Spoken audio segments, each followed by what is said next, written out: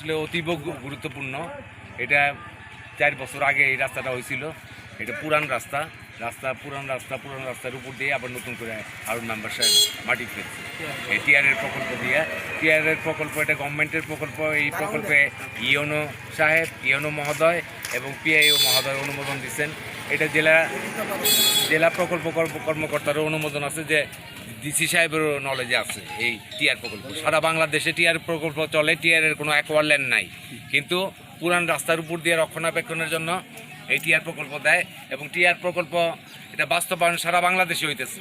কাজে এটা বাধা সৃষ্টি করা, এটা আইনগত সে বিরোধিতা করতেছে, কারণ গভর্নমেন্টের প্রকল্প, এটা সরকারি প্রকল্প, অতীব গুরুত্বপূর্ণ।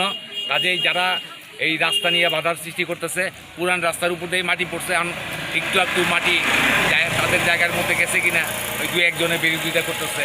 আর বাকি সব মানুষ রাস্তার জায়গার স্বতঃস্ফূর্তভাবে তারা রাস্তায় জায়গা দান করছে এবং রাস্তাটা হয়ে গেছে।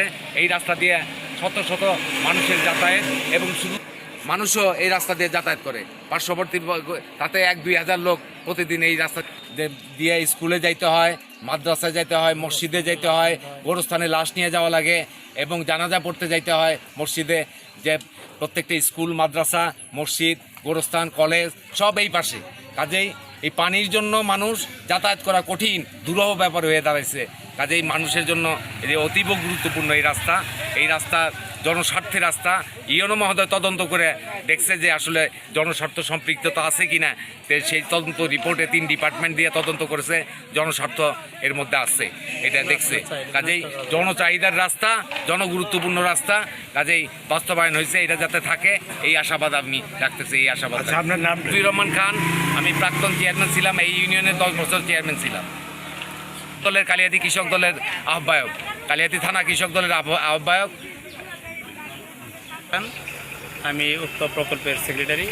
তো আমার কথা হচ্ছে, এখানে যে রাস্তাটা আমরা করেছি, এই রাস্তা যাতে না হয়, রাস্তাটা যাতে বিনষ্ট করা যায়, এটার লক্ষ্যে সাইন্সেথিকি গং এই অত্র এলাকার নিরহ সাধারণ জনগণের উপরে যে অন্যায় অত্যাচার নির্যাতন করতেছে, রাস্তাতে হাঁটতে দিতেছে না, এটার প্রতিবাদে আজকের মানববন্ধন।